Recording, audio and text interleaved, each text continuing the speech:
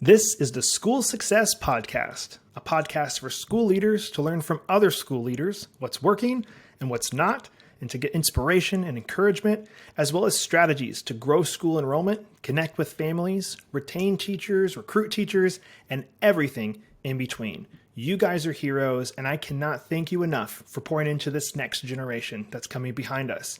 My goal is you will take at least one thing away from every episode that you can take back to your school to make it better than it is right now. Please enjoy the School Success Podcast. This podcast is brought to you by the Herzog Foundation. Time for school. Hey, School Success Makers. Welcome to another edition of the School Success Podcast. I'm your host, Mitchell Slater, joined by a new friend of the state of California, Becky Skaggs, who is the headmaster at Providence Classical Academy. And they're doing some cool things over there. I talked to her. She is a delight to talk to. I'm sure she's just super stoked for today's episode, maybe a little nervous, but that's okay because we're going to have a great time and we're going to have some good conversation. But Becky, before we dive into all of that, I do want to pass it off to you to introduce yourself. So, Becky, welcome to the podcast today. Hi, thanks for having me. We're going to have a lot of fun. Yeah, so you want me to introduce myself? Yeah, go for it. Sure. Okay, I'm Becky Skaggs. I'm the headmaster of Providence Class School. I have been in education forever. No, not really, but 25 years, I think now. Only new to classical education probably in the last 10, but like 5 of those don't really count, I feel like. So I'm kind of a baby in this genre, but I'm really excited to learn more constantly. I'm kind of reading as much as I can. Otherwise, I've been in the homeschool world and the public school, high school world and admin world of all those things. So just excited to be part of the classical education movement. Love it. Well, you've seen a lot then over the years, so we'll have this will be all good for today's episode. But before we dive into the nitty gritty, I always start with the same question for everybody. And I know you're based in Bakersfield, California. So I always say, if I was to visit you guys there in Bakersfield, what would you say, Mitchell, you need to eat this and do this to experience Bakersfield, California? Wow. Okay. So you and I were talking about this just before we started recording, but I would say you need to go to Luigi's. That's a restaurant here in town. Some of the best, freshest Italian food you'll eat. And I have to piggyback that with, I personally believe we have the best Mexican food in the country, which I know is a really lofty thing to say, but I've traveled a lot in the United States and nothing compares to the Mexican food that we have here. It is the best. It's wow. I know. So you got to come out. You got to come out and have, chips and salsa and the chili relleno and all the delicious, it's the best. So, and then what would you do? Is that the other part? Yeah, like a touristy thing. What would be something fun to do there? Oh my gosh. That I can't give you. Eat. Just eat more. Hey, that's one of my favorite things to do. So I think I'm going to get some Italian and then some Mexican in the same absolutely. day. Perfect. All right. Well, thank you. So diving into the episode, I want to start with, obviously, we're going to really hone in on your school today, specifically, so Providence. And I would love to hear, let's talk maybe a little bit about Providence specifically before we dive into some of the specific questions I have. So how long have they been around? How many students? And then I got some questions for you about Providence. Okay. Providence, this is our 4th year as a school. This year we have 50 full-time TK through 8 students. We started out of the pandemic, essentially, families wanting to get their students out of classrooms that were mandated to wear masks. And along with that, just people in my church and pastors at my church that were really very passionate about the classical education model and how it affords students kind of a different life-giving opportunity for education and virtue. And so just really wanting to change our culture, really using classical education to form man and form culture and using it as a point of light and hope in California. So perfect. So tell me right now then, what are the biggest challenges you guys are up against right now? And not just all the, here's all the things, but also how are you combating maybe some of those? I'd love to kind of talk about what those challenges you guys have are right now. So I think with every private school, we, of course, our biggest challenge, I think, is enrollment. But along with that, and probably piggybacks with that, is getting the name of Providence out and onto the lips of the people of Bakersfield. I think I told you this before, but when we were talking, we have a really we live in the heartland of California, I guess, if you would say. We live in an ag oil based community. So we have a lot of hardworking families. We don't have the super high, upper high middle class or elite class that just loves to pay for private school. And so with this last economy and the downturn, and then us, trying to claw our way out, and then us, of course, being in California, the economy, I think, is really working against us right now. So we do raise money to try and help with financial aid a lot. A lot of our fundraising goes to financial aid to help families. And then in terms of enrollment, we've come to the conclusion, I think in Bakersfield especially, it tends to be a very skeptical town, that word of mouth is one of our best assets, because I think families in Bakersfield specifically, and probably in other places, I'm sure, feel like I said, they're very skeptical. And so they have to have a friend or two friends, or have heard about it a few times, or seen us around to really like take that dive. And I know with marketing, it's, what do they say? It's like 7 times they have to see it before they'll make a move. Yeah. And so I feel like, and you could like say that 7 times, or, we could cross their eyeballs 7 times, but I also feel like people in Bakersfield and the ones that have come to tour at our school really need that personal like connection. So that is kind of my goal a lot, is creating a community around us, a real identifier. I really believe strongly in community and the importance of community and the importance of making people feel attached to the school, more than just my kids go there, but they have a personal investment. When you come out of the public school environment, you are so detached as a parent. You are so kind of, I send my kids off, do what you will, learn what you need to learn, children, and then come home. And as a parent, have very little interaction with the school. You have to be very intentional to do that. And I want to combat that. Essentially, I want families that are a part of our school to feel like they have ownership in the school, to feel like they're building something big and great, and then feel very confident that their children are being cared for, not just taught, but cared for, that we know them, that we know their kids, that we know their struggles, that we are as protective of their children as they are. So I find that that's kind of what I'm reaching for right now, is to get people so excited and passionate and committed to our school that they can't help but talk about it, and move that word out in the community. So. Hey, school success makers, Mitchell here. I just want to take a really quick break from the show to give a big, huge shout out to the 𝒔𝒐𝒏 Foundation. I absolutely love the 𝒔𝒐𝒏 Foundation. I've been friends and partners with them for a couple years now, but we're bringing it to a whole new level. And I'm excited to share that our very own School Success podcast is now featured on the 𝒔𝒐𝒏 Foundation Podcast Network. The 𝒔𝒐𝒏 Foundation is a powerhouse of resources designed to support schools like yours, from free training events through the 𝒔𝒐𝒏 Foundation Institute to their incredible online news publication, The Lion, and of course, our new podcast, Home. They have everything you need to stay informed and inspired. And if you're dreaming of starting your own Christian school or co-op, don't miss their online course, Schoolbox. It's a fantastic resource to help you get started on the right foot. At School Success, we're proud to partner with the 𝒔𝒐𝒏 Foundation to bring you these valuable tools and insights. So visit 𝒔𝒐𝒏foundation.com to explore all they have to offer. Trust me, you won't want to miss out on these amazing opportunities for growth and success.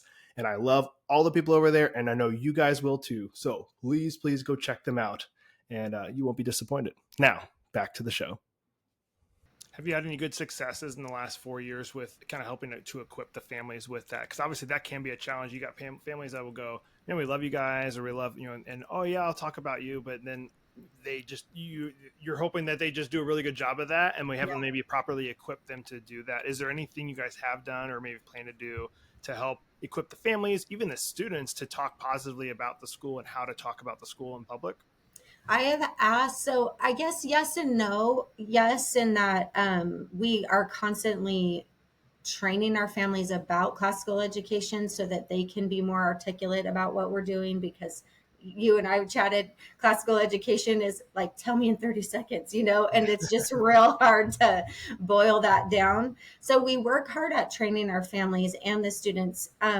We also, I've asked a couple of families to be a little bit more intentional, and they have like community magazines in their neighborhoods. So I've had a couple of families be featured in magazines where that gets distributed.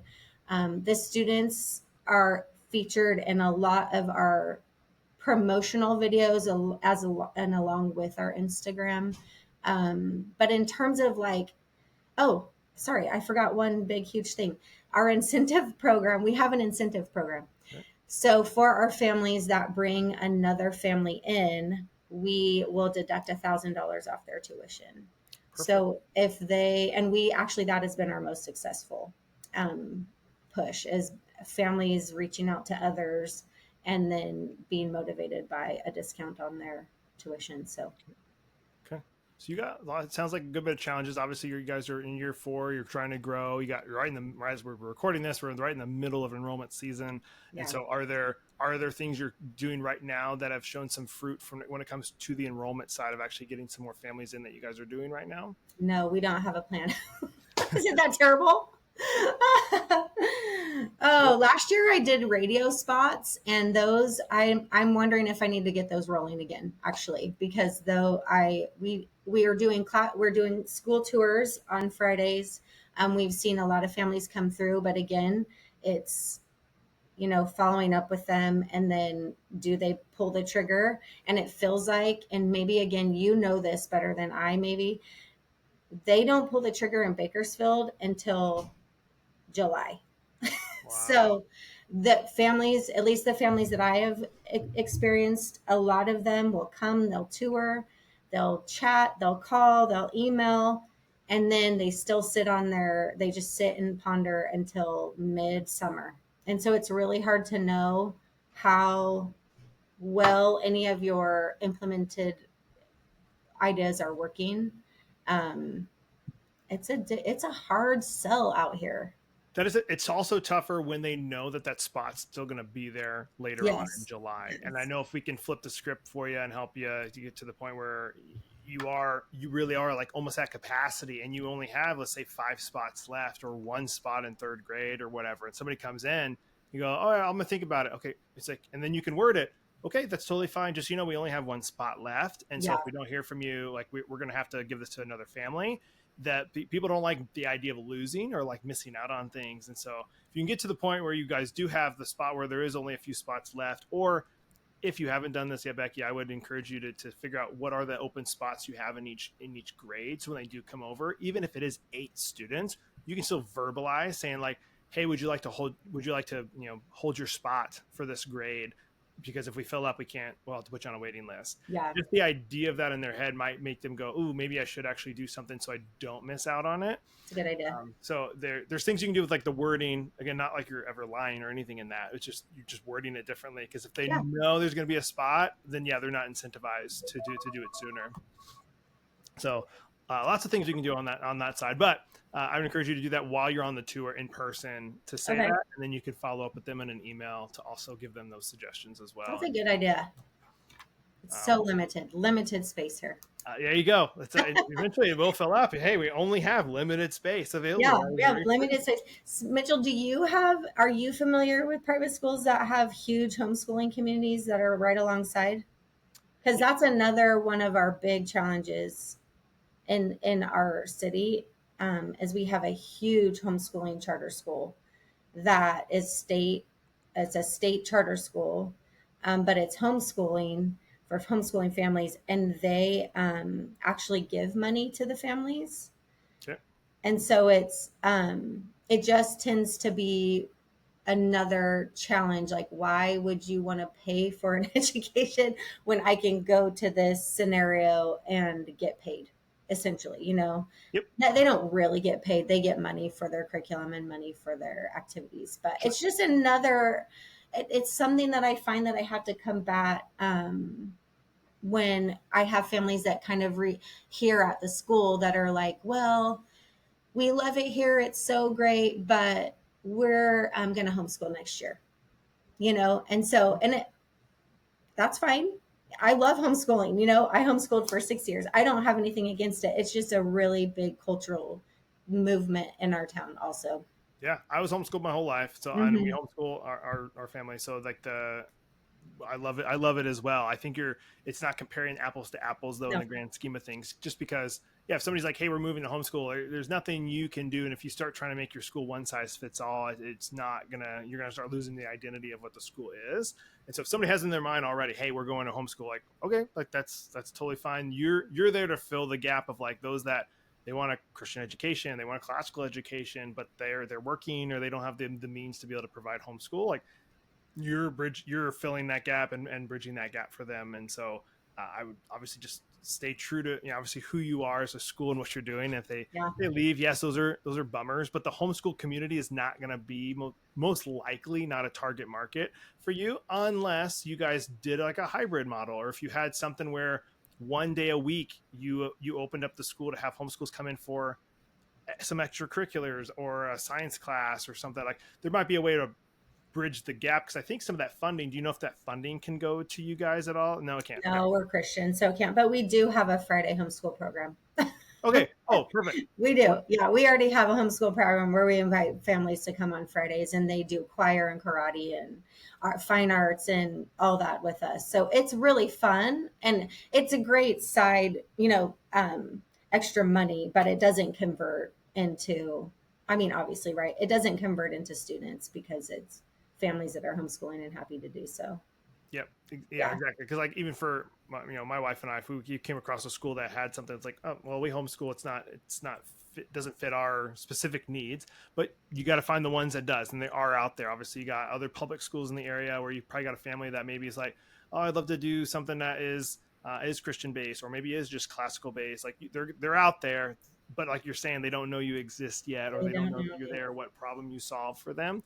And that's just going to take time. If you can get some more of those people equipped with, knowing who you are, that'll help. I would encourage you too, if we haven't talked about this. I love that this episode is turning into this, by the way, where it's like, hey, here's some suggestions from what you're saying. I know that's like every conversation we have. I'm so sorry. No, I love this, because this is you're not the only, Becky, hear me out though. You're not the only one obviously going up against, trying to get enrollment challenges. I mean, obviously we work with schools all over the country with enrollment challenges. And so like, you're not the only one that's having that thing. And so I love that you're being transparent and open on that.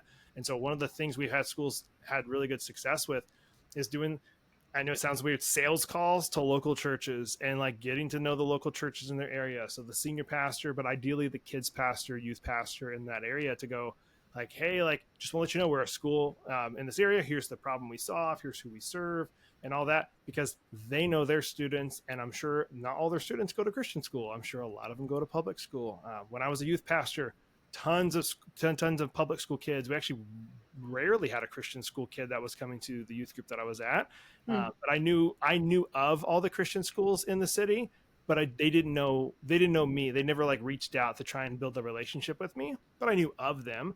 And so think about how powerful it would be if somebody comes into a church and they're sharing to the youth pastor, like, oh yeah, my mom and dad, they're thinking about moving me to a different school or something. They don't like it. If he goes, oh, my friend is Becky. She's actually the leader over at Providence. Let me connect you with her, because maybe she can show you around the school and see if it's a good fit. Oh, I've never heard of Providence before. I'll tell my mom and dad. Like, that can be powerful. Like, knowing people is extremely powerful, and all of it is very relational.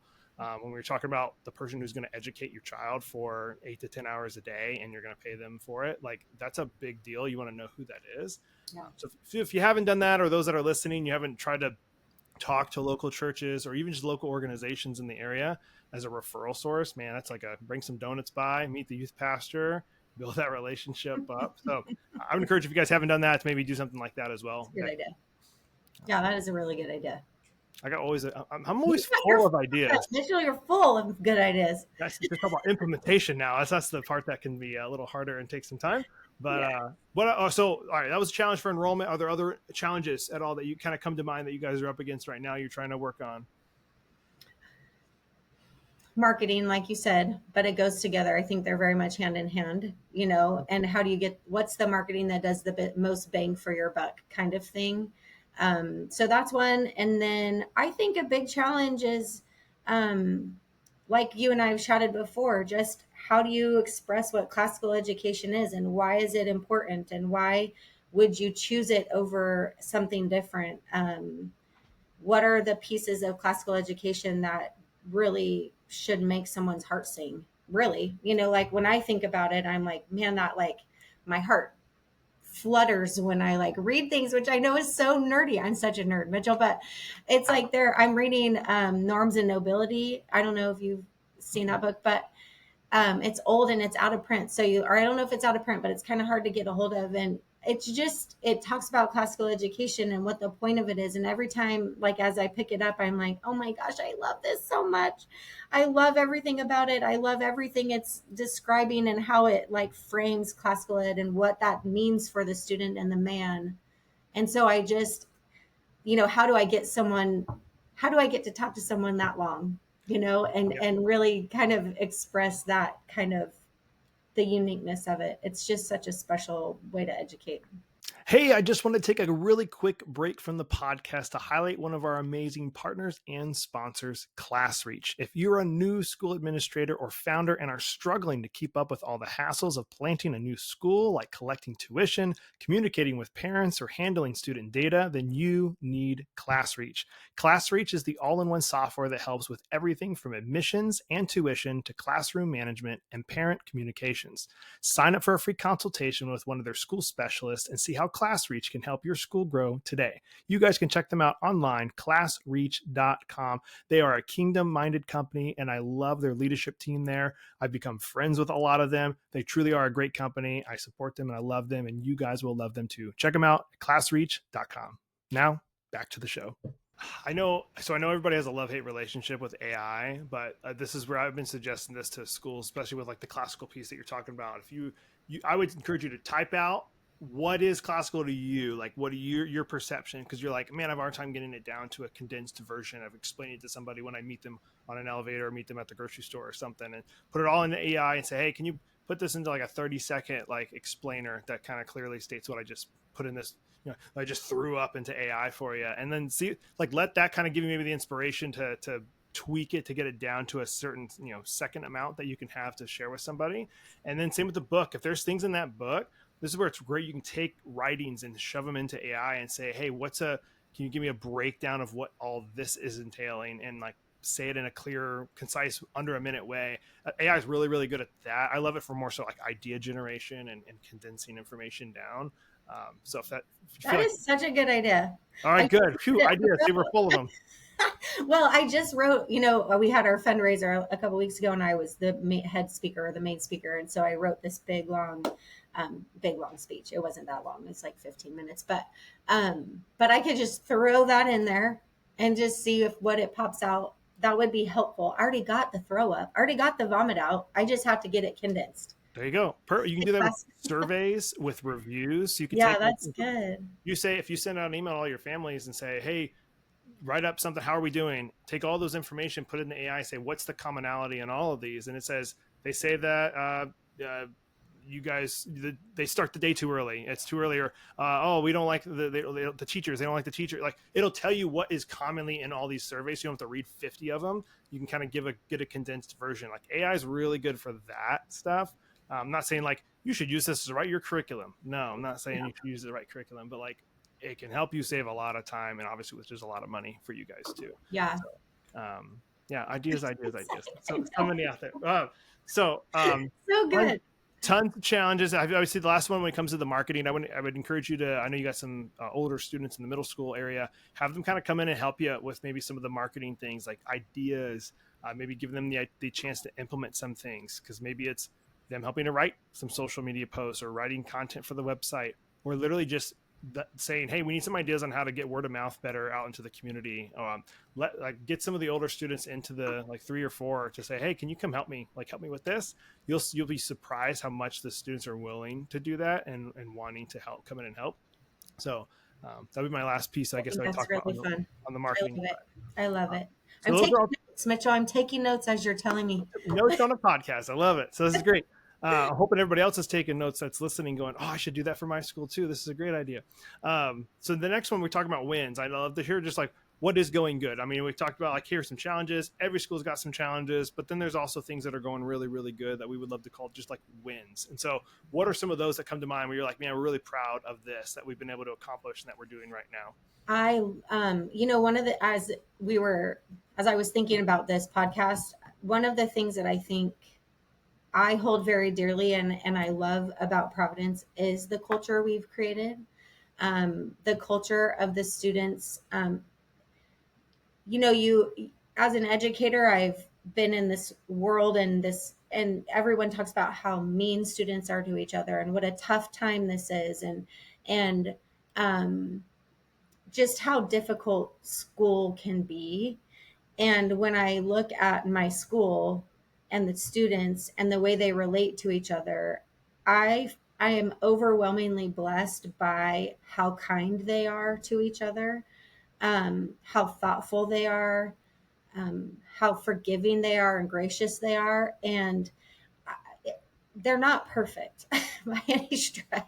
They have their mean days and they say their mean things, but in general, I just am continually thankful to the Lord that they get. So for instance, my middle school has 13 kids in it, right? That's a small little group and can be very fishbowly and very like intense when you sit every day for 6 hours with the same 13 kids, right? With the same silly comments and the same weird behaviorism. And just like, you're sitting there and they become like kind of almost like brothers and sisters and they do kind of nitpick at each other. But at the same time, I watch them hang out at lunch and play whatever, they love Foursquare for whatever reason they play Foursquare, which is hilarious to me because middle schoolers playing Foursquare just doesn't seem like it matches, but they play it and they are laughing and cracking up and making jokes, and it's the boys and the girls, and there's not a lot of just more mature things going on, I guess, if I could be vague. And so I love our culture and it just trickles down through the whole thing. And so one of the things I pray for a lot is that the Lord would grant us growth, but he would grant us growth in a way that we could maintain our culture so that as we grow, the way the kids live with each other and treat each other will not be so overwhelmed by new students that we can't maintain that culture. That's one of the most, I think, special things about our school. I love that. And it's hard to build culture. So to be able to build that in 4 years and have that and have it, you kind of feel like you have your identity right now is awesome. And you're right. As the schools grow, like that's where usually culture starts to shift, or even just the whole where you're going as a school can start to shift as you get more students. And it's like, okay, was it, yeah, we have more students, we have more funds, but then are we actually going backwards to what the actual goal and vision of the school is? So we had, can I tell you a story really fast? I'm sorry, I didn't mean to interrupt you. Go. So this year in our middle school, we had like I said, we only have 13 students, but we had a 50% turnover. We lost like half the class and we gained half the class back. And I was like, this is going to be rough. This year is going to be rough because just the new group that came in, coming from just different backgrounds. So coalescing back into a classical mindset takes time. It takes time for kids to change the way they understand being educated. They come from homeschool, they come from public school, they come from a different private school. So we have to get kind of everybody on the same page again. And I was looking at the class a little bit fearful and lamenting over just what was going to happen. And as this year's gone on and I see them again, this culture of them coming together, becoming friends, being very supportive of one another, I have to attribute that to my teacher in there. She is really, she's got a clear vision of what we're doing and how to accomplish our goals. And I guess in that, I just want to say that the staffing of a school is incredibly important, that everyone has the same understanding and goals of what what the school's about. And so I guess maybe that would be another win for us, in that I feel like my staff is like top notch. In fact, I feel sorry for other people because they don't have as good. My teachers are so good. I'm like, they are so good and loving and thoughtful. And because we're constantly challenging ourselves with our mindset, coming into a classical education, no one here was classically educated. Wow. All of us were either public school educated or homeschooled. And so we constantly have to fight our default settings, if you will, to make sure that we're maintaining a classical vision and philosophy in our classrooms. And so the Lord has really, really blessed me with a staff that is teachable, excited, passionate, consistent, intentional, gracious, fear of the Lord. I have really been blessed. And I would say that is something that I think is a win for our school. That is a huge win, especially when you hear across the country, like teacher retention and recruitment is a struggle for a lot of schools. And so if you're good there, you got good culture, but you just don't have enough students right now. I feel like that's honestly the easier of the three to fix. I feel like culture is a really hard one to build, especially if you don't have it, if it's lost. And then getting good quality teachers that are bought in on the vision and love each other and love their students, like that can be hard to get all of that fixed. So I feel like you guys, I don't want you to feel like, man, we have all these struggles. We're doing really, really bad. You're doing a lot of good things. It just sounds like you just need a few more students to get in the door, and you guys are going to be well on your way to even better than what you guys are at right now. So those are good wins. Those are really good things to have. That's encouraging. Are there things you would say that have helped you specifically with the teacher side? Like, how did you find them, or to get the good ones that came in? Because again, that is a struggle that schools talk about regularly. It's going to be the Lord. But honestly, I will start with that. The Lord has blessed me dearly and deeply with these teachers. And because like when I think I am on the bitterest of ends of trying to find a teacher, he has like sailed one just under my nose and brought me each one of them beautifully and just the right time. One of the things, though, more practically that we established very early on in the school is that we didn't want teachers that were public school trained. We really like teachers fresh off the boat, if you will. We don't want a credentialed teacher. That might sound very controversial, but it's really hard to unlearn something. And so when all of my teachers are 2, 3, 4, 5-year teachers, I can take them and mold them and shape them and impart the culture and the philosophy into them without having to fight. That's not how we did it. That's not how it's supposed to be done. This is all the thing, let me give you the litany of reasons why. We really start with a blank slate, and we are intentional about that. Awesome. Which it comes with its own set of problems, right? I mean, then you're dealing with classroom management and workload balance. They don't quite know, how much is coming at them. So they're clearly overwhelmed the first year. You have those issues, but I think what happens is after a few years, this is the only education they know. And so it becomes very second nature to them. It's really been a positive for me and my staff. And then we're really sticklers about hiring according to theology also, or doctrine, that these folks really have a strong sense of their faith. And so I find that to be great. And then, of course, culture. Again, you don't want to stay somewhere where you're not having a good time. So we have a good time. We have a good time.